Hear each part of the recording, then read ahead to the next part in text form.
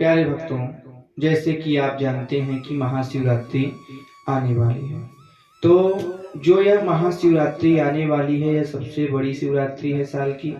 भक्तों, वर्ष में हम जितने सोमवार रहते हैं या शिव जी की उपासना करते हैं, उसका जो फल होता है वह हमें शिवरात्रि पे व्रत रखने से प्राप्त हो जाता है, महादेव का अभिषेक करने से प्राप्त हो जाता है।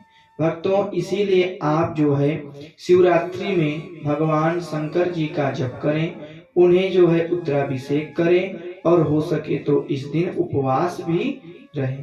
भक्तों, कोई इस दिन अगर जान के या अनजाने में भी उपवास रख लेता है तो भगवान की बड़ी ही उनकी ऊपर कृपा होती है। आप सभी को हम इसी के संदर्भ में एक शिव पुराण की कथा बताते हैं। क्या था कि एक बार एक जंगल में एक बहेलिया रहता था। क्या था कि उस बहेलिया जो था वह जंगल में शिकार करता था, जानवरों को मारता था और उसी के मांस से जो है अपने घर का भरण और पोषण करता था।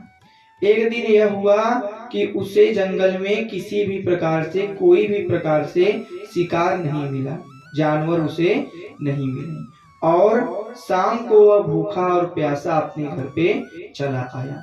जब घर वालों में उनकी पत्नी ने पूछा कि आज आपने कुछ नहीं लाया, तो उस व्यक्ति का मुख उदास हो गया।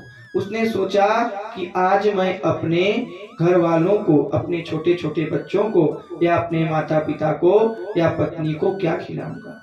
वह अधिक दुखी हुआ और फिर से तीर और कमान लेकर जंगल में चला गया और वह सोचा कि आज हम रात भर इसी वृक्ष पर चढ़ के बैठेंगे और इस वृक्ष के पास ही एक सरोवर था। इस सरोवर में जो भी जंतु जीव जल पीने आएगा उसका मैं शिकार करूंगा। जो वह वृक्ष था वह बेल का वृक्ष था और उसी बेल के नीचे भगवान शंकर की एक शिवलिंग की स्थापना की गई थी, पर वह शिवलिंग अधिक पुराना हो जाने के कारण पता नहीं चल रहा था। वह बहेलिया उस बेल के वृक्ष पे चढ़ गया और बगल में ही तालाब था।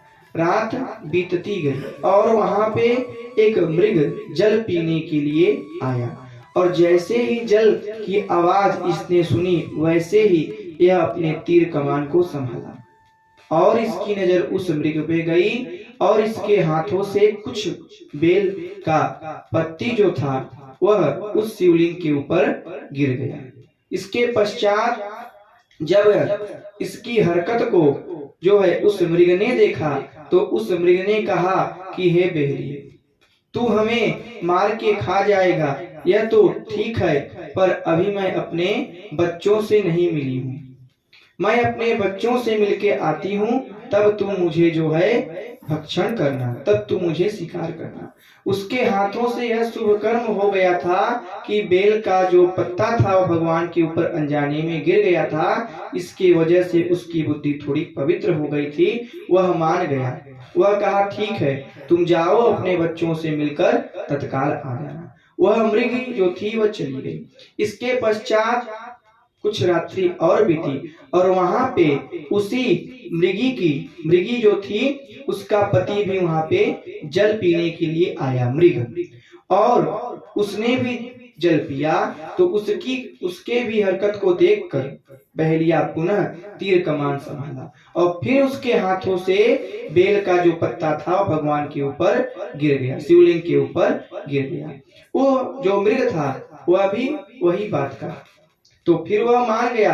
ऐसे उसके बच्चे आए, उसके कुटुंब आए, सबको वह छोड़ते गया और प्रातः काल क्या हुआ कि सह परिवार सहित वह मृग और मृग के बच्चे उसके पास आए और कहे, हे बहेलिए, धर्म के अनुसार हम सभी ने तुम्हें वचन दिया है, इसलिए तुम हमें भक्षण कर लो।